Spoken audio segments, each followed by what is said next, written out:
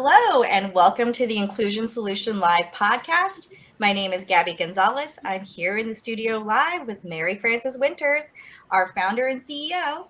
And we have a couple of guests here today, actually a few guests here today, to help us with our ongoing conversation on one of our favorite topics, which is racial justice at work, practical solutions for systemic change, which is our new book. In the studio with us, we've got Dr. Megan Larson, who wrote one of the chapters. She'll talk more about that in a bit, as well as some guests from the Ferrara Candy Company. We've got Greg Guidotti, your chief marketing officer, as well as Natasha Miller-Williams, who is VP, head of diversity, equity, and inclusion. All right, Mary Frances, let's check in today. How are you entering? I am entering well. How about you? Me? Oh, I'm good. I actually, like I was saying earlier, I am literally checking in well because I've been sick for a little bit and I don't think I'm going to be coughing today. So, well, that's what happens when you have a 3-year-old, right? Yes, 3-year-olds exactly. bring lots of germs into the household. So I am glad to hear that you are well. And Greg, how are you checking in today? I'm checking in. It's been a long, fulfilling week, but I'm excited for our time together ahead. Okay, thank you. And Natasha? I'm checking in really good. I'm excited about the conversation. All right. Wonderful, wonderful, wonderful. So we are going to get started. And Megan, I want to ask you about your chapter. We've talked lots about your chapter over the months as you were developing it. But disrupting the racist narrative in marketing and advertising is your chapter title. And tell the listeners a little bit about you, your background, and then why did you want to write this chapter? Thank you so much, Mary Frances, and good day, everyone. As Gabby introduced me, my name is Dr. Megan Larson, pronouns she, her. I'm the Vice President of Marketing and Business Development for the Winters Group. I'm a mother, a wife, a lifelong Midwesterner. I'm a Gen X millennial, right on that cusp, a bookworm, a lifelong learner, and I have over 20 years of experience in marketing, mostly business to business, in technical or sort of industrial spaces. And for most of my career, my teams were either myself, a one-person show, or 1 or 2 additional people, always been small teams. I would be no surprise for anyone in marketing. Usually there's little to no budget, incredibly high expectations, and very little support. All this wrapped up in this overwhelming sense of urgency to perform. I will preface this by saying this was all before I joined the Winters Group, of course. Working here has really proved out in practice that business doesn't have to be as usual to be successful. I was really honored to be asked to contribute a chapter to racial justice at work. As marketers, we have an incredible amount of power in shaping community and cultural narratives. Our work shapes what's hot or not, what's acceptable or desirable, what's controversial or edgy, and what things we are collectively supposed to value. Historically, this is a power held by monocultural gatekeepers with a lens that's steeped in dominant cultural norms. For those listening, I am a white cisgendered woman, and throughout too much of my career, I was the most diverse person at the table, which is a problem. I was often the only woman at the table, another white face in a sea of white faces. And when I raised my hand to call out problematic systems and practices, the pushback was really severe. And if it's this severe for someone with my privileges, we have a lot of room to grow and build equity and inclusion and justice into spaces and narratives that have traditionally been closed off. We have the opportunity to use our role as visionaries and storytellers to create a cultural narrative that reduces harm to those who have historically been marginalized, and to create inclusive and equitable messaging that normalizes a justice narrative. And that's kind of what I wanted to bring out in the chapter. Wow, thank you. And I think that you have done that. I know that your terminology of the gatekeepers, who are the gatekeepers, it's a really powerful chapter as you share that. So thank you for that background. Yes, thank you, Megan. Greg and Natasha, let's pivot to you too. Tell us more about yourself, so the listeners know who you are and how did you come to this work. Well, first off, I loved, Megan, how you set yourself up. So I'm going to draft off that a bit. So my name's Greg Guidotti. I'm the Chief Marketing Officer of the Ferrara Candy Company. I'm a full on Gen X with I think what that comes with all that edge and irreverence. I'm a father. I'm a brother. I'm a son. Um, a lovely wife, Paige, and three boys that are 18, 21, and 23. I've been in marketing like you my whole career. And I've really had the privilege to work on some incredible brands, from Post Honeycomb, Duracell batteries, Kool-Aid, Capri Sun, Kraft Mac and Cheese, Oscar Mayer, and Lunchables. These businesses have taken me all over the world, from domestic roles to international roles to 3 years that I actually spent out of Singapore managing Duracell batteries across Asia. I came to Ferrara 4 years ago to help build and grow our brands and organization. Um, and Ferrara, and which we'll talk about more today, it's just a phenomenal organization with a stable of loved and iconic brands like Nerds, Sweet Tarts, Brock's, Trolley, Laffy Taffy, Black Forest, and Lemonhead. And we'll talk more, but sugar confections is an emotional category that puts a smile on the face of consumers young and old. And with our Ferrara portfolio, we get to share delight and smiles in every bite with consumers of all ages. Past our brands, we do have a phenomenal. We're curating a one community organization where we work to make a positive intent in all that we do, live in the values of empowerment, collaboration, agility, integrity, and empathy. And as part of that, one community, I also sit as an executive sponsor of our Black Employee Resource Group, as well as our diverse recruitment subcouncil. So that's a bit about me, and I look forward to talking more today. I can go. I like how we started as well. So I'm a mother, a wife, a daughter, friend. I'm also a lifelong Midwesterner, specifically Chicago area. And I'm now leading diversity and inclusion work that I've been doing for about 10 of my 25 years of corporate experience. And like many DE&I professionals, I came into this work by way of volunteerism. When I started my career, there weren't a lot of diversity officers. I actually didn't even know about this job when I was selecting a college major, going through the years of undergrad, but I was actually really fortunate. So Greg and I didn't actually cross paths, but we kind of crossed paths on paper in that my first client when I started my career at Nielsen in Consumer Insights was Kraft, and I was working on site at Kraft, and Kraft actually had a diversity officer in the late 90s, which was uncommon. And so I was working on site at Kraft, and Kraft had a diversity officer, and hence diversity initiatives taking place. And so I was introduced to an organization that had that muscle very early in my career, and able to take that back to my organization and say, look what my client is doing. And that then led to some of Nielsen's earliest DEI work. And I just started as a volunteer, like many DEI leaders who are at least my age. And 10 or so years later, I entered DEI as a full-time worker, and then grew up in DEI to start leading the work first at Nielsen and now at Ferrara. And I've been at Ferrara now for 3.5 years, having a great time with leaders like Greg. Love that history. I had no idea about Kraft. Yeah, absolutely.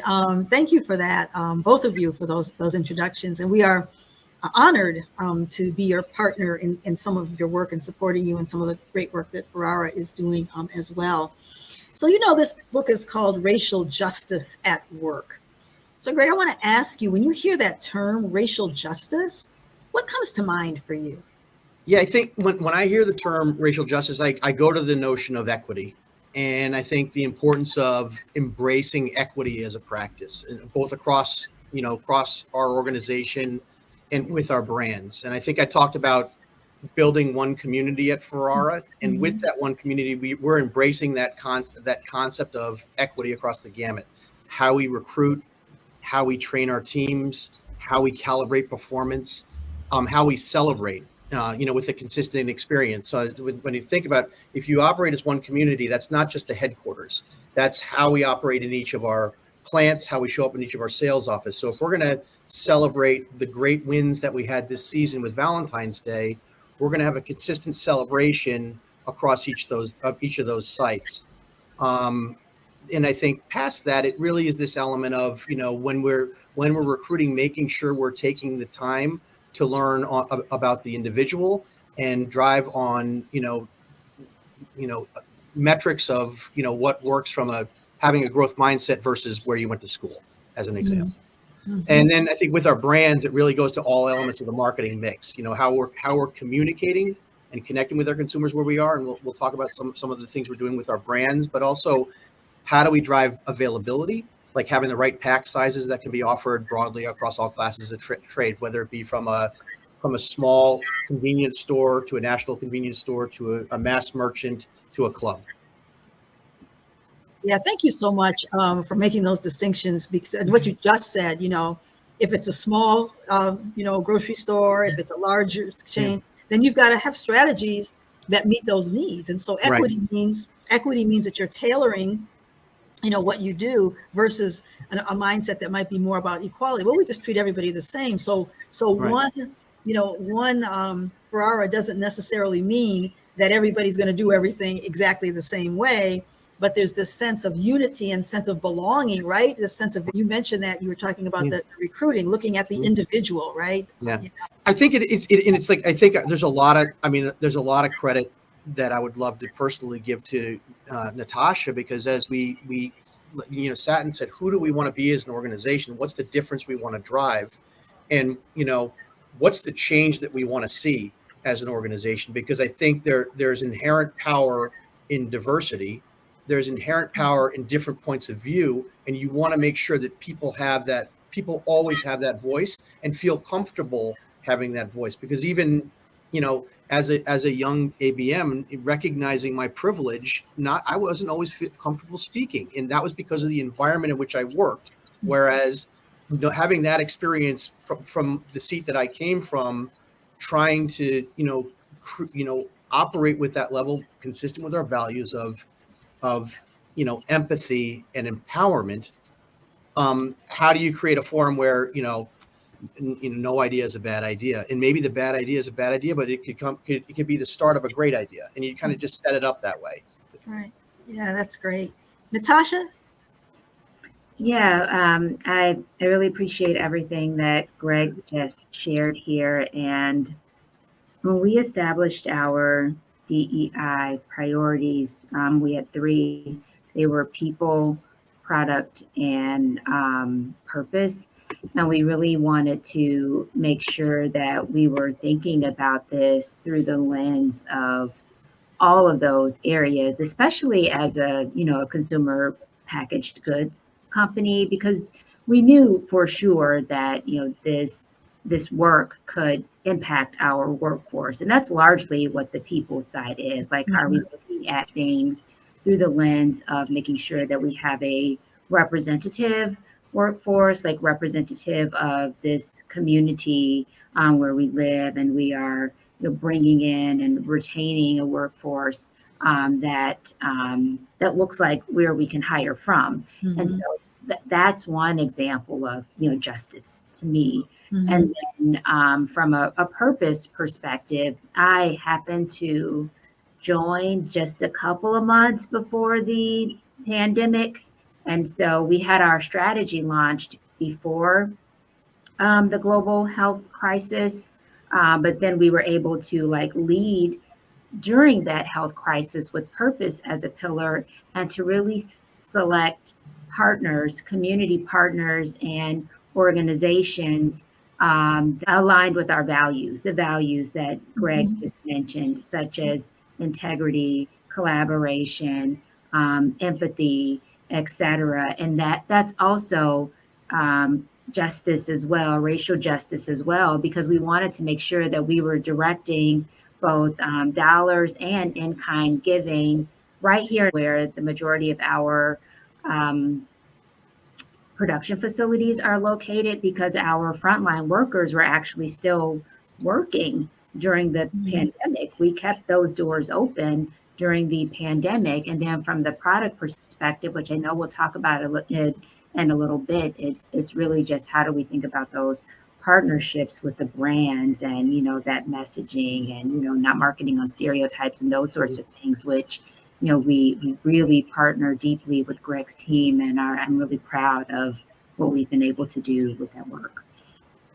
You both use that word empathy, and that is such an important word. That's one of your values at Ferrara Candy Company, and that just speaks volumes, because I don't think we can have justice without empathy. So thank you for that. Yes, thank you both for sharing a little bit of your strategic thinking. And also, Greg, to your point of, just thinking about some questions, important questions to ask as far as like, what do you want to see? I want to invite Megan in here to kind of pivot back to your chapter. So what are some important questions or factors that marketers should keep in mind that can help them actualize racial justice? Like, what does that look like, or what can it look like? Oh, thank you so much for that, Gabby. Marketing's an art and a science, right? And a lot of times we fall back on what we know, what we're familiar with, what we've seen work before, or gut feelings. And this is part of how marketing perpetuates inequity. If there's a formula that works to get more eyeballs on your content or to get more leads, that's what we do. And we don't really dig a lot deeper. It's all marketing and sales is about bigger, better, faster, cheaper, right? And there's not a lot of consideration historically for people or impact. So, talking to organizations that are building in that empathy and building in that pause is really important, because this urgency that really drives marketing and sales is a real hallmark of the dominant cultural narrative. And it doesn't leave room for a space or a pause. Like, if we're up against a deadline and we have to react, we tend to revert back to our default lens and cultural experience. And we don't necessarily have time or space to ask the questions or consider that impact. And when most of the people in positions of power to shape that narrative have the same cultural lens as their default, this is why we see the same harmful message being repeated over and over. In 2022, BIPOC representation on corporate boards hit a high of 12.5%, only 4% being Black. In the same year, only 6 of the Fortune 500 companies had a Black CEO. In the entire history of the Fortune 500 list, there have only ever been 24 Black CEOs. And in marketing specifically, only 5.8% of the entire US advertising industry is Black. So we need to mindfully and intentionally create space for a more diverse slate of gatekeepers and decision makers and stakeholders, from leadership down to our vendors and partners. So maybe in your role, you can't influence or impact who sits at that executive level, but you can look at your partners. Who does your photography? Who does your music, your web design, graphic design, video production, promo products, event planning, even catering? Who are you partnering with, and what lens are they bringing into the narrative that you're creating? How do you source these vendors? Challenge yourself to look past a price tag or big names or, historical representations, and create an equitable sourcing policy where you intentionally seek out vendors of color for a more inclusive narrative. And this can extend to who you're hiring on your team, right? Do you really need someone with an MBA or a graduate from a specific school? And I know, Greg, we talked about this. Yeah, no, I know. Our prep, right? Yes. So is your criteria too specific or narrow to create a pool of candidates so they all look alike and have the same lens? Or are you bringing in diverse voices and being inclusive to really create a broader, more equitable narrative? So as marketers, we can challenge this idea of urgency. Customers are more savvy now, right? Like, they understand messaging, and your campaigns never really go away. They're going to live forever on the internet. So there's a strong argument to be made that being more intentional in our efforts, through that process, we can create greater reach and engagement with our audience, because we have time to be more thoughtful and authentic. And it really makes a difference in regards to brand perception and reputation, because there has to be a congruence between the policies and practices of your organization as a whole and the narratives that you're creating in your marketing and advertising. It's our role as marketers to demand that campaigns and messaging be authentic and ethical and not performative. It's our responsibility, not only to our organization, but to our community and to society as a whole, to develop practices and messages and narratives that are honest, equitable, and inclusive.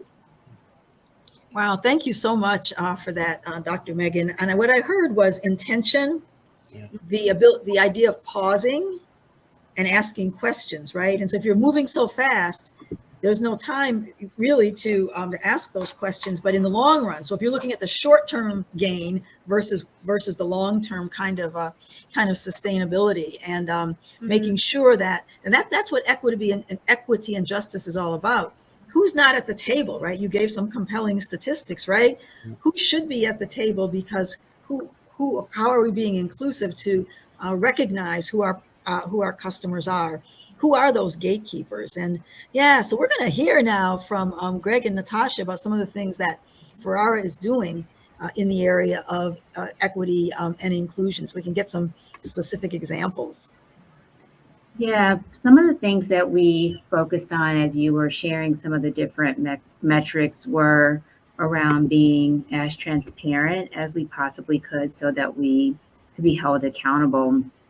So beginning in 2020, we actually started publishing our workforce data first, and then we shared some public commitments, 10 at the time, that we could put right on our website. We shared them internally first, and then we shared them right on our website so that anyone that is following us, whether that's customers, consumers, just general public, would be able to see what are the things that we are prioritizing. And it did include some public commitments around how we're looking to advance BIPOC representation in our leadership, increasing BIPOC representation in our workforce, in our production facilities, as well as relationships that we want to extend regarding university recruitment, and that included with historically Black colleges and universities and Hispanic serving institutions. And then some of the other points that you mentioned, like supplier diversity as one example, just starting the path around measuring our spend with diverse suppliers so that we, at least as a first step, know where we are so that we could establish spending goals with all diverse suppliers across all of the different categories of spend that a company in our industry might have. We also set a goal around economic development so that we're providing BIPOC entrepreneurs and small business owners with business education and information and mentoring and skills-based volunteerism. And we direct a lot of that through our DE&I Council and volunteers within our organization that really want to just use intellectual capital as a way of supporting economic equity in our communities. And then, other things as well, like you mentioned content creators and increasing partnerships with BIPOC content creators and agencies to support these supplier diversity commitments as well. So that's one of the ways that we first just saw and believed that we could be transparent and ultimately be held accountable. And so we put all of that out there in 2020. In 2021, we came back around and said, how do we do, against these goals? And now that 2022 has closed out, and, in the next several weeks, you should see us follow up and say, here's how we did now 1 year later against these same commitments. And our employees have been really proud of that, and so have other constituents as well, to say, you meant what you said when you were going to hold us all accountable. Yeah, I think just building on what Natasha was saying, I think the element of creating a whole diversity council with different work streams. One is a procurement base, like how are you sourcing, whether it be raw or direct or indirect agency partners, and understanding what our baseline is, and then putting a goal, because you deliver what you measure. So I think that's some of those elements, and so as we opened, it's like I sit on the diverse recruitment sub council. So it gets to Megan, like what should our interview guide look like, and then making sure you're getting different opinions in terms of like because I have thoughts on that, and I loved, as you brought up, the point about MBA requirements, and which are ludicrous, and it's not even the MBA, but the school that you went to. And if I'm going to go back, and this isn't a story about me, but if I was sponsored by my company to get the MBA that I did, and it was thought of as a stretch for me to go from a function to marketing, which we proved people wrong very quickly. But it really that created an experience for me as someone with great privilege to say, like, what's going on here? I'm proud of my University of Connecticut MBA as well, like to the bone. I love it. But it was something that just even that small perception that actually formed me as a leader, in terms of, like, I take the step to look to the person, to the experience, to the behavior, how they addressed a challenge, as an example. So, like, that, those could be ways to go. But to Natasha's point, making sure we look across all those fronts. And that diversity council is, it has members from the SLT down to newest individual contributors, with equal voices in this front, because, like, and another belief that those closest to the business should be the ones that are trusted most. So oftentimes when we're in a forum, I make a point of, like, I get uncomfortable with stuff that goes out into the marketplace from some of my brands, but it's like, one, I'm not the consumer. Two, and two, to this element is, if you've thought about the positioning, and you thought about who your consumer is, and you have conviction, okay, let's learn.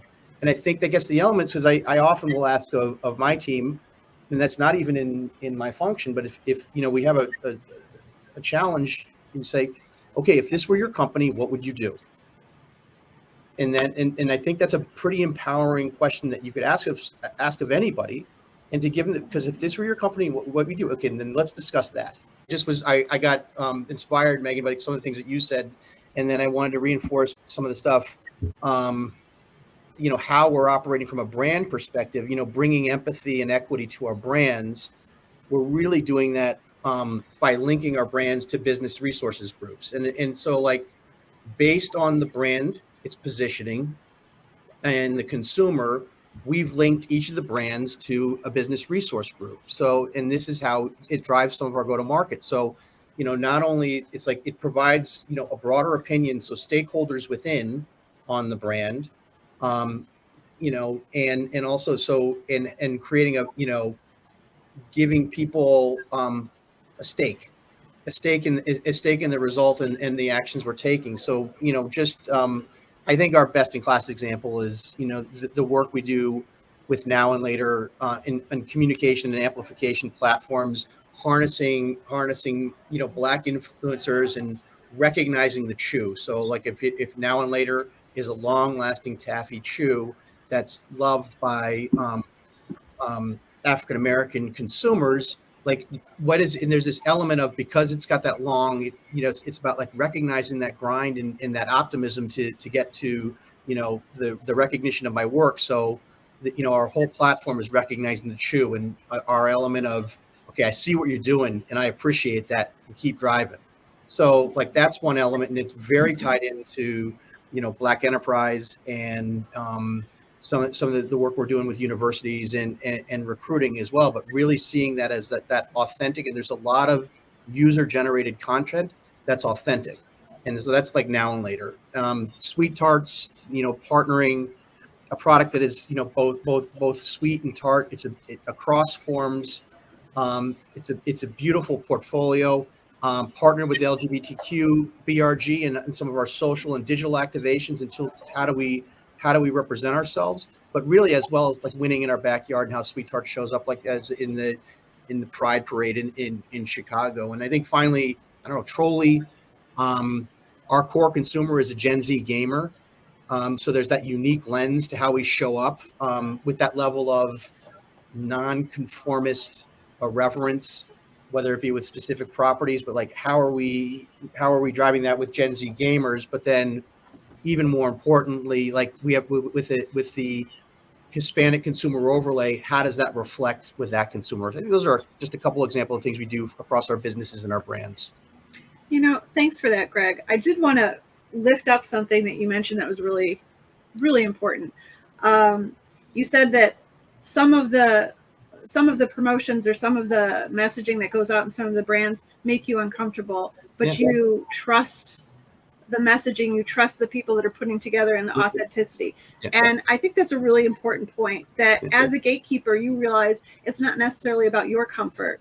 It's about the comfort of people that you're trying to reach. It's about your audience. It's about the people that are receiving this message. So I really think that's an amazing point to bring up, of whose comfort are we centering and who is important, who should be the focal point of this messaging. And I think that's really amazing that you recognize that. Yeah, and every day I get farther away from my consumer base. I mean, we just got to recognize that, and I think that's the element, and that's the reality. And I think some of that is, but I do think that where we spend a lot, we spent the last 18 months really looking at each one of our brands, because you brought up something, Megan, also about urgency and like this force to drive, to drive the business. And I think and I'm not going to say it's because we all need to deliver what we commit to, but I think we take a longer view at Ferrara, and I think it's a benefit of, our ownership and how we're a private company. So so the commitment of this organization is to take a longer view with intention about, like, where do we want to be? So we spent the last 18 months really looking at each brand and digging into the role we wanted to play in the portfolio and the positioning of that business. So what's the insight that drives that business? What's the benefit that's unique? And what are the reasons to believe? And who is your consumer there? So I think with that, if we all agree to that, then you have the right guardrail to, enable, your team to, really leverage the consumer, because like we all committed to this positioning, we all committed to the role that this brand plays in the portfolio, and we do have to trust. And I always recognize that, there are brands that I am the consumer, but there are many within this portfolio that I'm not. And so like, I could take my history of brands that I worked on, but again, you need the person closest to the business that's like grinding an IRI every morning, looking at customers, looking at consumers. They know, Lemonhead, or they know Now and Later, or they know Trolley better than I can, because I'm at an altitude where I'm looking at a portfolio. So if they're telling me something about the Trolley brand that needs to happen with this Gen Z gamer, I might not even understand it. And we'll say, well, explain it to me so I understand what's going on. But it is like, I really get back to the point of like, okay, so would you do this if this were your company? Okay. So then let's roll. Yeah, that is, thank you so much for that. What I'm thinking of as you've been talking is the limitation of our own lens. And that's one of our key tenets that we use at the Winters Group as we do our education and training, that each of us has to recognize the limitation of our own lens. We are experts of our own experience, but we're not experts of someone else's experiences. And from a marketing perspective, understanding the consumer, obviously, that's always been, right? But when you think about who has been prioritized in the past and what questions we haven't asked and who haven't we invited to get to have those voices, I think is really, really important. And just really, again, honored to be on this journey with you all, because you are looking at the long view, which is also very important. You are leveraging your diversity council, and not just the other thing about how you are doing it is you're not just looking at HR, pure HR issues. I know we talked about recruiting and all of that, and that's very important, but I'm saying that your council expands beyond just HR. You're looking at procurement, you're looking at marketing, you're looking at other functions. And too often this work gets sequestered just as an HR issue. Yeah. So thank you so much for that. One thing I would add to this conversation, which I think is important to know about our company, and it also makes us really unique, is that our company is US 70% BIPOC, which is very unique. 80% BIPOC in the facilities and about 30% BIPOC in corporate. But just when you're looking at the total organization, I've not worked for an organization with that aspect of racial diversity, but it makes us really unique in being able to leverage and lift the voice of our people into these conversations. And, for years, even before I entered a full-time DEI role, we always heard the studies from McKinsey, diversity drives innovation, and all of these different things, but being able to actually experience that coming to life by bringing the diversity of your own organization to the conversation for each brand, which is what Greg was describing with the alignment of each BRG to those respective brands, is the opportunity to do just that when you have an organization that is diverse as ours. And certainly, our marketers work externally on focus groups and innovation sessions, but we also have the opportunity to use our own workforce quite frequently for perspective and input into many ideas. Yeah, I think that's a great point, because Natasha, I'm glad you went there, because I was going to build on that, because practically, when I got to Ferrara 4 years ago, we actually didn't do this, but recognition of our employee base, and at the start, every employee is a consumer, and so so every employee will have an opinion. So as we were looking at some innovations. I'm going to be careful with my words, because I don't want to reveal too much in life, because it's still an innovation. But but working on an innovation that we were targeting, that was with a brand that wanted to have has an index and opportunity with an Hispanic consumer, really going to a couple of our plants and actually having sensory panels with those consumers to get an understanding of is this profile right? Is it too much or too little? And again, as it did two things. One, it gave us an answer to the questions at hand, but it also created ownership within our employee base of innovation that we're working on. So again, becoming actually material stakeholders in the work we're doing.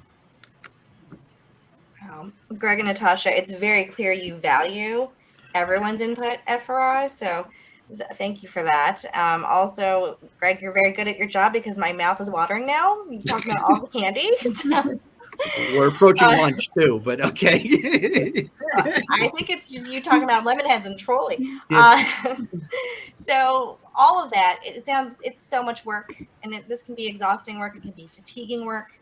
So we really want to know, we ask all of our guests, how do you fill your cup? What do you do to make this work sustainable for you? Natasha, I'll start with you. I have a community of other DEI professionals that I meet with and talk to. We have a text group, and we just exchange ideas. We don't commiserate too much, but if we need to, we do.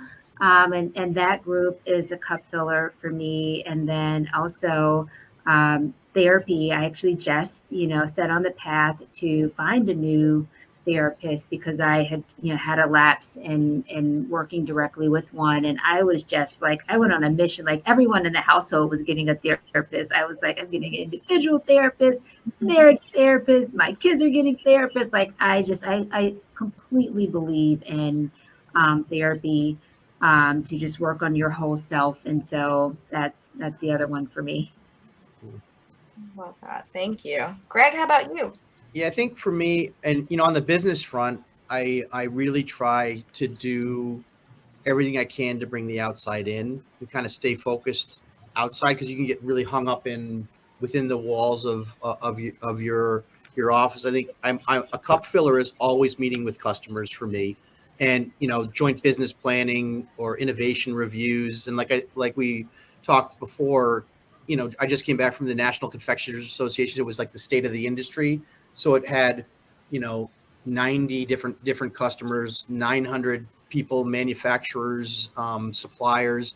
And it's just great because it reinvigorates you in terms of what's going on in the marketplace. I think another one, just connecting with consumers, and with our increased consumer spends, we are spending more with, learning with the consumers to the point of, ethnographies going into consumers' homes and talking to their attitudes and usage. And then And then just within the organization, just taking the time to talk and connect with people, like that's those are all cup fillers for me. And I always, I always want to be a teacher. The role I see myself as playing is really that element of there's an element where I'm all still playing, but I'm doing a lot of coaching and I do a lot of teaching across, and that is a cup filler for me, because I feel like the legacy we put down is how you are able to positively impact and see people succeed.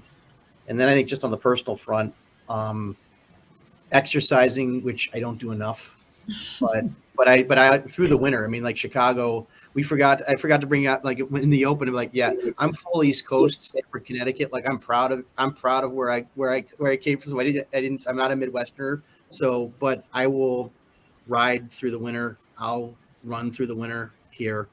But then also just, I think the other thing is just traveling. And I think we really, when our three boys were little, just trapped. We had to have the privilege to be able to live in Singapore for 3 years and be able to go to Cambodia for the weekend or Vietnam for the weekend. It just opened my eyes, and I saw how much I grew exponentially as a marketer and business owner. And I saw how much my kids grew just as kids. I mean, like going out, all they would eat would be the 4 food groups of, pizza, chicken, mac and cheese, and hot dogs. And then they came back and they'd eat anything and they would try anything. So I just, that element of travel. So travel is a real cup filler, being able to go to great places. So Natasha and I were talking separately in this element of just taking the time to take care of yourself. I still feel like that's an opportunity area for me. And like the Calm app is great, but it's not enough.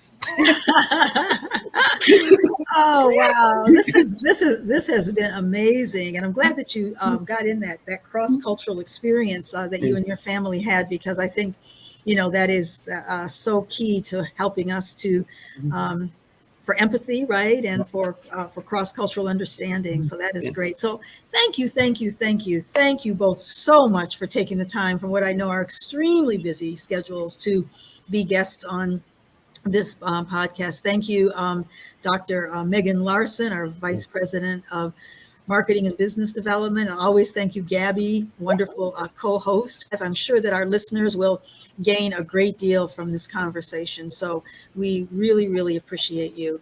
And until next time, to our listeners, continue to reimagine racial justice at work. Thank you, Mary Frances. Thank you. We'll see you.